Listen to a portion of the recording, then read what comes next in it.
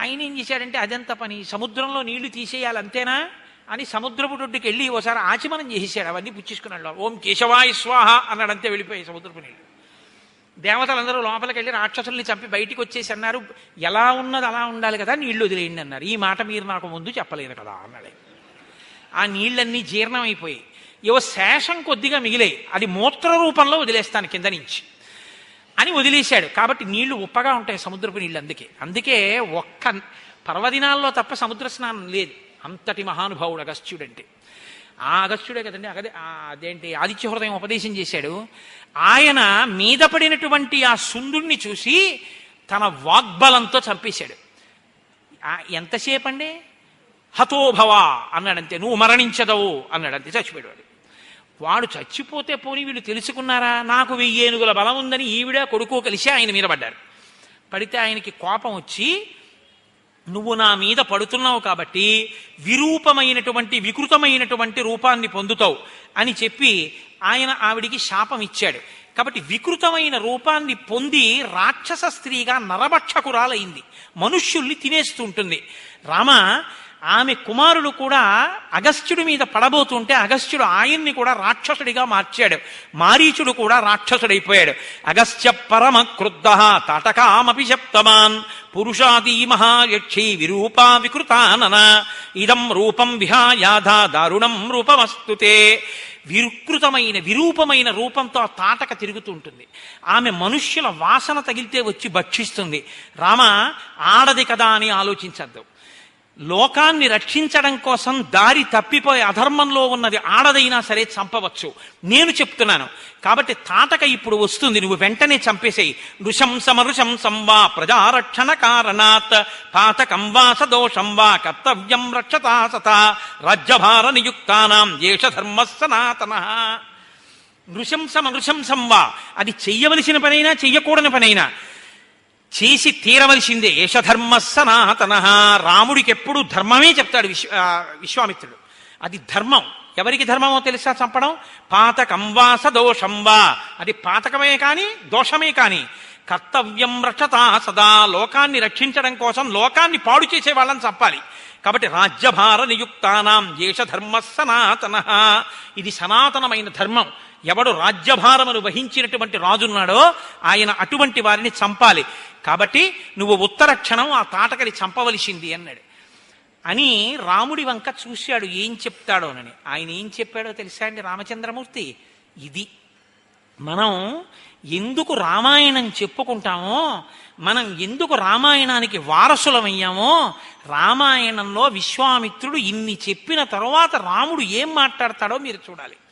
ఏమంటే మీరు చెప్తే మాత్రం నేను ఇప్పటి వరకు ఎవరిని చంపలేదు, ఇదే బోణి, మొదలు పెడుతూనే ఆడదాన్ని చంపడం ఏమిటి, నేను ఇంకా మా నాన్నగారికి వాళ్ళకి ఓసారి సెల్లో మాట్లాడితే కానీ చంపడం కుదరదు, మీరు చెప్పారని చంపేయలేను, ఏమో మీరు చెప్పింది నిజమో కాదో అన్నాడు అనుకోండి, ఇంకెందుకు గురుత్వం? బలామతి బలాం స్తదా మంత్రగ్రామం గృహాణత్వం అంటూ ఆ మంత్రాలన్నీ ఇవ్వడం ఎందుకు? కాబట్టి ఇప్పుడు రాముడు ఏమంటాడు? ఎందుకు చంపుతానంటాడు? మీరు చెప్పారు కాబట్టి చంపేస్తానంటాడా? ఇంకేమైనా కారణం చెప్తాడా? ఎంత గొప్పగా మాట్లాడతాడో చూడండి. పితుర్వచన నిర్దేశాత్ పితుర్వచన గౌరవాత్ వచనం కౌశికస్యేతి కర్తవ్యం అవిశంకయా అనుశిష్టోస్మ్యోధ్యాయాం గురు మధ్యే మహాత్మన పిత్రా దశరథేనాహం ఆవజ్ఞేయం హి తద్వచః గోబ్రాహ్మణ హితార్థాయ దేశస్యాస్య సుఖాయ చ తవ చైనా ప్రమేయస్య వచనం కర్తుముద్యతః. అయోధ్యా పట్టణంలో సభలో అంతమంది ఎదురుగుండా ఉండగా మా నాన్నగారు నన్ను అంతఃపురంలోంచి తీసుకొచ్చి నా మూర్ధన్య స్థానమునందు ముద్దు పెట్టుకుని మిమ్మల్ని చూపించి మీతో పంపించేటప్పుడు నాతో ఒక మాట చెప్పారు. ఈయన మహానుభావుడు, ఈయన ఆజ్ఞ అనుల్లంఘనీయము, ఈయన చెప్పిన మాట అతిక్రమించకూడదు రామా, ఈయన వెంట వెళ్ళని చెప్పారు. నేను మనుష్యుడను, నా మొదటి ధర్మం పుత్రధర్మం. మా నాన్నగారు నన్ను పంపించినప్పుడు మీరు ఏం చెప్తే అది చెయ్యమని చెప్పారు. కాబట్టి పితుర్వచన నిర్దేశాత్ పితుర్వచన కారణాత్, మా నాన్నగారు చెప్పారు కాబట్టి చంపేస్తానన్నాడు. ఇది తండ్రికి ఇచ్చిన గౌరవం. దీనికి మనం వారసులం. అటువంటి వారసత్వం ఉన్నటువంటి జాతిలో నాన్నగారు మీరు నాకు పిల్లను చూడడం ఏమిటి అని అడిగినటువంటి డైలాగు రాయడం ఎంత దారుణమో మీరు ఆలోచించండి. మన పిల్లలకి అటువంటివి తీసుకొచ్చి కేబుల్ టీవీకి 200 కట్టి చూపించి పాడు చేసి విషవృక్షాలను తయారు చేసుకున్న సంస్కృతికి దిగజారిపోయి మనం ఇవాళ ఎంత ఘోరాపచారం చేస్తున్నామో విద్యులు మీరు బాగా ఆలోచించండి. పితుర్వచన నిర్దేశాత్ పితుర్వచన కారణాత్ వచనం కౌశికస్యేతి కర్తవ్యమని అవిశంకజా.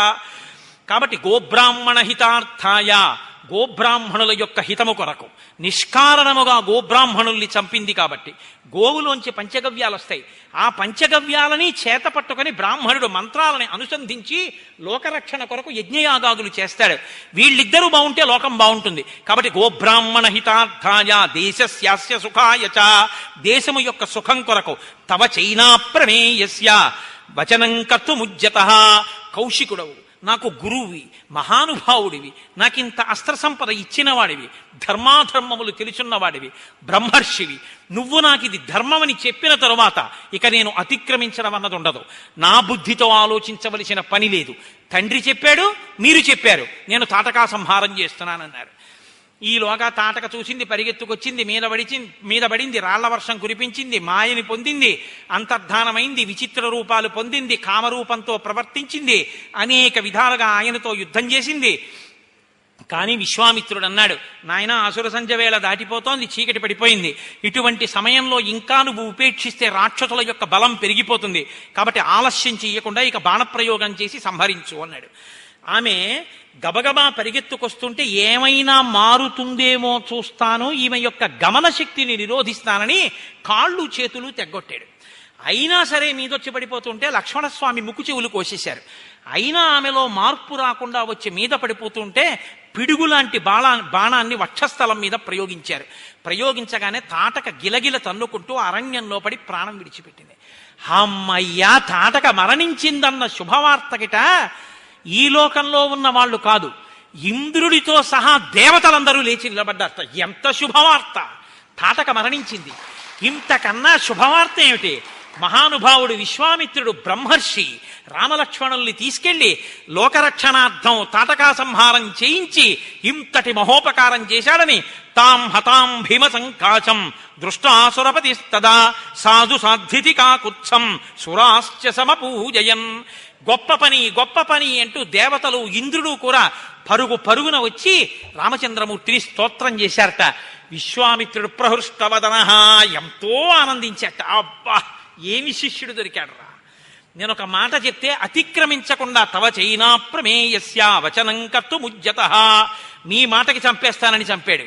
ఇది నా శిష్యుడని పొంగిపోయేట. కానీ శిష్యుడిని పొగడకూడదు.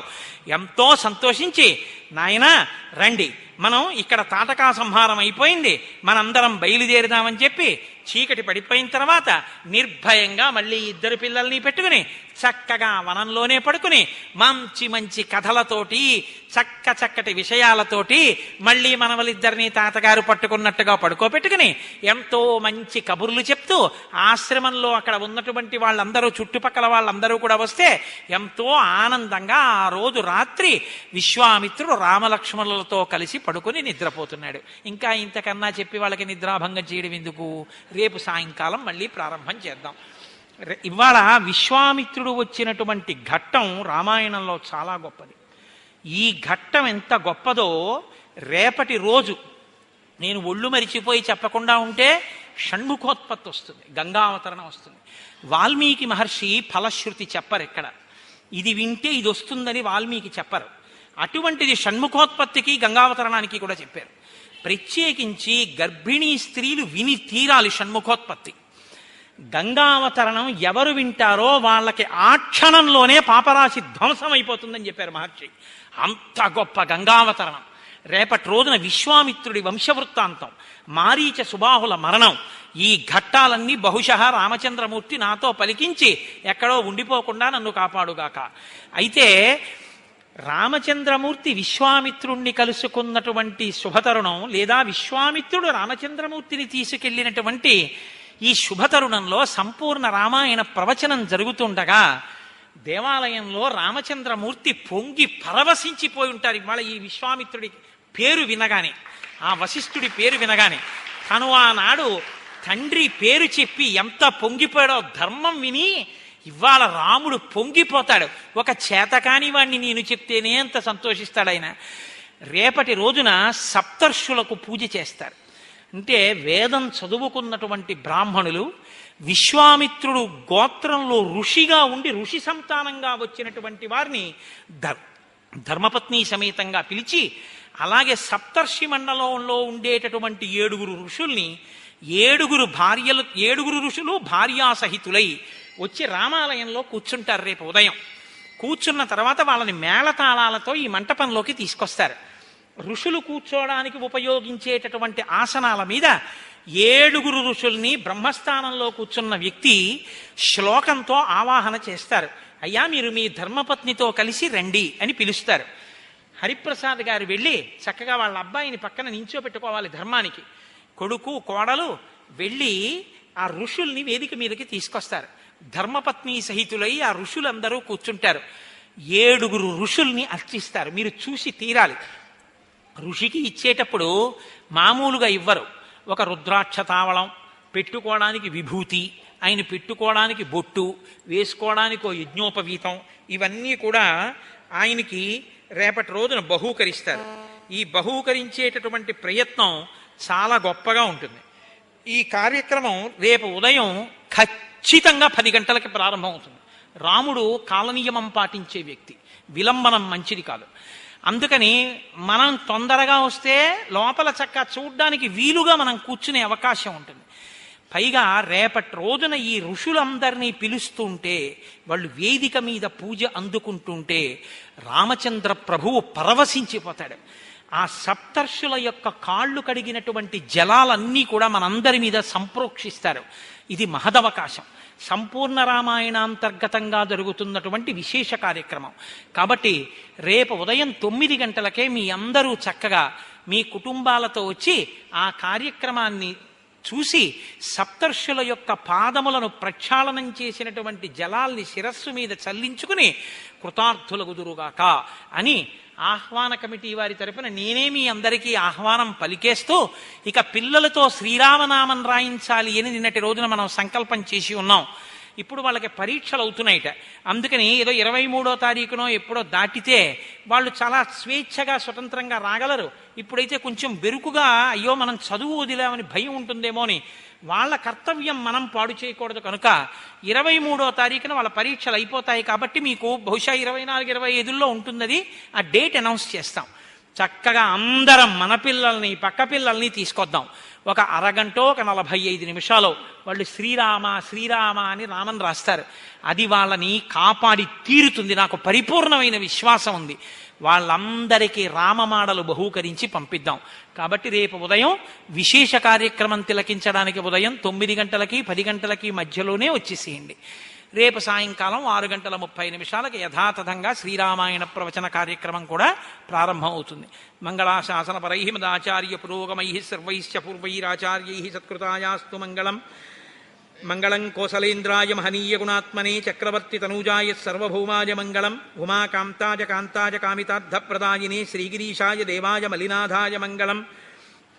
కరచరణకృతం వా కర్మవాక్కాయజం వా శ్రవణనైనజం వా మానసం వాపరాధం విహితమవిహితం వా సర్వమేత్తక్షమస్మా శివ శివ కరుణాబ్ధే శ్రీ మహాదేవ శంభో. సర్వం శ్రీ ఉమామహేశ్వర బ్రహ్మార్పణమస్తు. స్వస్తి. ఇంత పవిత్రమైనటువంటి ఘట్టాన్ని విన్న రోజున రామనామం చెప్తే రాముడు ఇంకా పొంగిపోతాడు కదండి. రోజు తిన్నన్నం తింటున్నామన్నారు విశ్వనాథ వారు. 11 సార్లు రామనామం చెప్పుకుని వెళ్ళిపోతే కదా వాక్కున్నందుకు అదృష్టం. కాబట్టి చక్కగా నీ చెప్పక్కర్లేదు, మీ అందరూ దయచేసి కూర్చోండి, చెప్పాలా మేము చెప్తామంటారు. కాబట్టి చక్కగా కూర్చుని చెప్పండి శ్రద్ధాళువులై. ఏదో వెళ్ళిపోతూ మాట్లాడితే చిన్నబుచ్చుకోడు రాముడు. కూర్చుని చెప్పండి, సంతోషిస్తాడు. నా కథ వినడానికైతే కూర్చున్నారు, నా పేరు చెప్పడానికైతే లేచి నిలబడి వెళ్ళిపోతూ చెప్తున్నారు, చూసావా సీత అంటాడు, చిన్నబుచ్చుకుంటాడు. కాబట్టి కూర్చోండి. భక్తితో భజించు వారికి ముక్తి నొసగును రామనామము.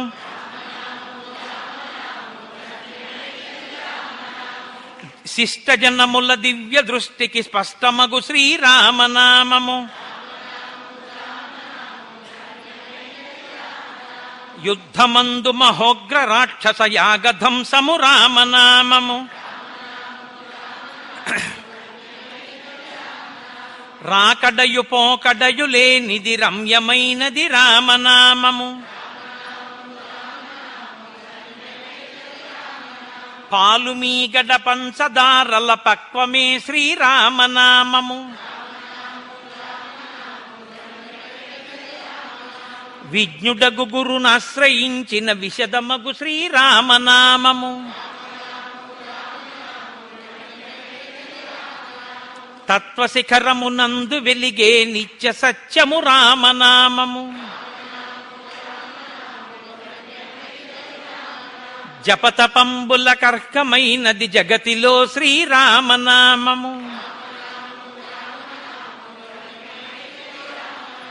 అంబరీషుని పూజలకు కైవల్యమొసగిన రామనామము. అలకు చేలుని చేతి అటుకులు ఆరగించిన రామనామము. జానకీ హృత్కమలమందున అలరుచున్నది రామనామము. మూడు నదులను దాటి వారికి మోక్షలక్ష్మియ రామనామము. రాక్షసులను తరిమి కొట్టిన నామమే శ్రీరామనామము. మంగళంబగు భక్తితో పాడిన శుభకరంబగు శ్రీరామనామము.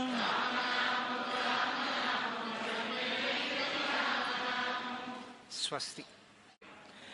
ఆయన ఏం చేశాడంటే అదంత పని, సముద్రంలో నీళ్లు తీసేయాలి అంతేనా అని సముద్రపు ఒడ్డుకి వెళ్ళి ఓసారి ఆచమనం చేసేసాడు. అవన్నీ పుచ్చేసుకున్నాడు. ఓం కేశవాయ స్వాహ అన్నాడంతే, వెళ్ళిపోయాయి సముద్రపు నీళ్ళు. దేవతలందరూ లోపలికి వెళ్ళి రాక్షసుల్ని చంపి బయటికి వచ్చేసి అన్నారు, ఎలా ఉన్నది అలా ఉండాలి కదా, నీళ్లు వదిలేయండి అన్నారు. ఈ మాట మీరు నాకు ముందు చెప్పలేదు కదా అన్నారు.